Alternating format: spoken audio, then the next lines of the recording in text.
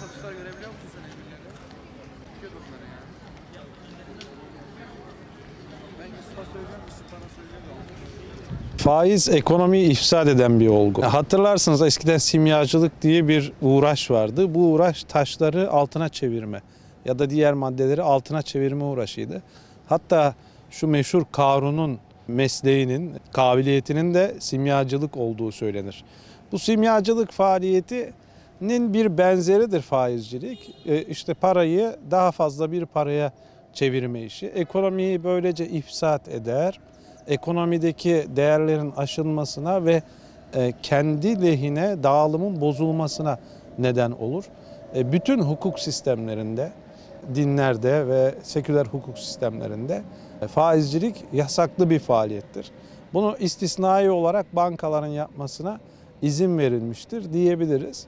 Faizciliğin sosyoekonomik bir sorun olduğunu tartışırız hep. Bu ekonomide işte borçlu insanların sosyolojik olarak hangi sorunları yaşadıklarını da deneyimleriz. Fakat sosyal tarafından bu meseleyi tartışmaktansa iktisadi taraftan tartışmak daha yerindedir. Ve bize veriler şunu göstermektedir. 100 yıldır gelir dağılımından aldığı pay faizin diğer üretim faktörleri aleyhine artmaktadır. Yani 100 yıldır ücretler faize karşı gelirden aldığı payı kaybetmektedir. 100 yıldır karlar gelirden aldığı payı faize karşı kaybetmektedir. Kiralar keza böyle. Ve Türkiye'de incelerseniz Merkez Bankası Türkiye'deki işletmelerin bilanço konsolide verilerini yayınlar. Yani bütün işletmelerin mali verilerini toplayıp yayınlar. Orada incelediğinizde mesela son 10 yıllık periyot içinde şirketlerin ödediği faiz giderlerinin karlarından daha yüksek olduğunu görürsünüz. Yani patron çalışmaktadır, sermayedar kazanmaktadır, işçi çalışmaktadır, sermayedar kazanmaktadır. Bu periyotta sadece 2 senede faiz giderleri karların altında kalmış. Yoksa biz bu şartlar altında görünen o ki sermayeye çalışıyoruz ve bu bizim yatırım kabiliyetimize de zarar veriyor.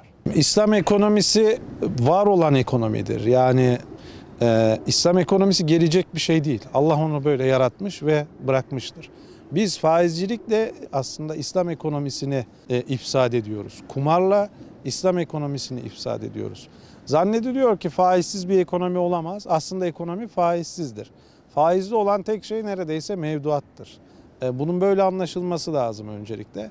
Mevduatı sistemden çıkardığınızda faizli bir iş ve işlem kalmamış olur aslında. Ama bu şartlara rağmen faizsiz bir ekonomiyi insanlar hayal etmekte zorlandıklarını ifade ederler. Faizin alternatifleri var. Faizin alternatifi kârdır. Faizin alternatifi ücrettir. Faizin alternatifi kiradır.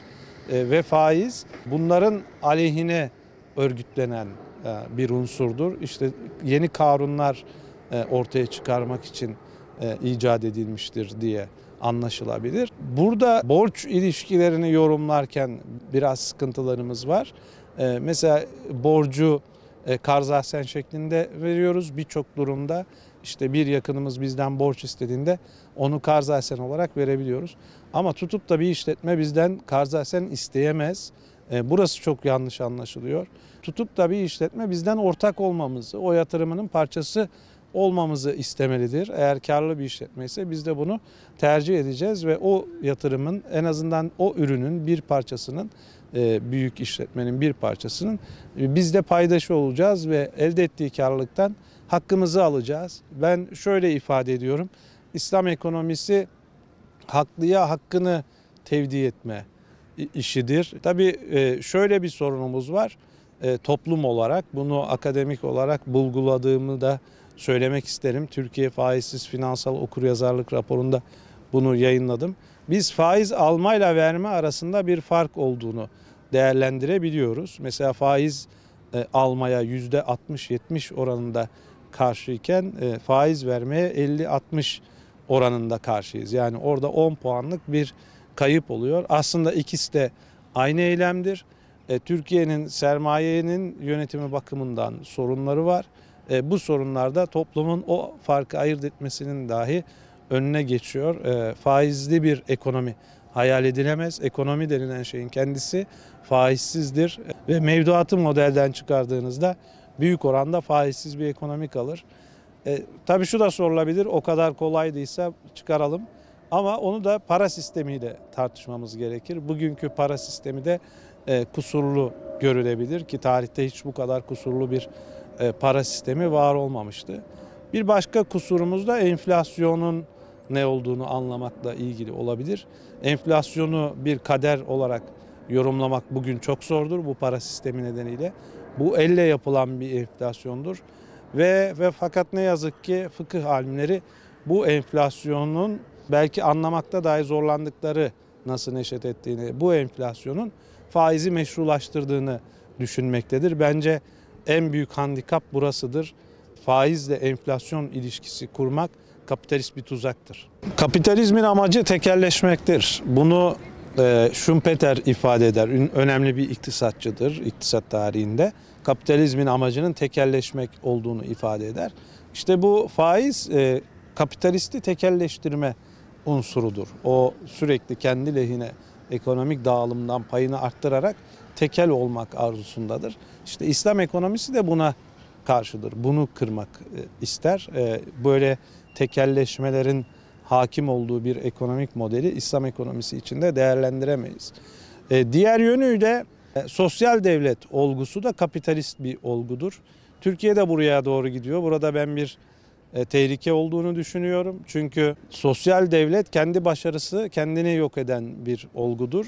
Biz sosyal toplum olmalıyız. Sosyal devlet yerine sosyal toplum düşüncesini tartışmalıyız. İşte bu da İslami sosyal finansın bir unsuru ve bu bakımdan çok güçlüyüz aslında. Yeterince raporlanıp ölçülemiyor, yeterince kendimizde ifade edemiyoruz ama sivil toplumun sosyal finansı İslam ekonomisinin, İslam finansının en başat gittiği yerdir. Yani şunu ifade ediyorum, bir bölüşüm sorunu yaratıyor, faiz ve kapitalizm. Biz bu bölüşüm sorununu ortadan kaldırmanın yolunun dayanışmadan geçtiğini düşünüyoruz. İslam ekonomisi başlığında biz kapitalist paradigmanın temel motivasyon kaynağı olan rekabet yerine dayanışmayı koyuyoruz. Bu da önemli bir farklılık demek.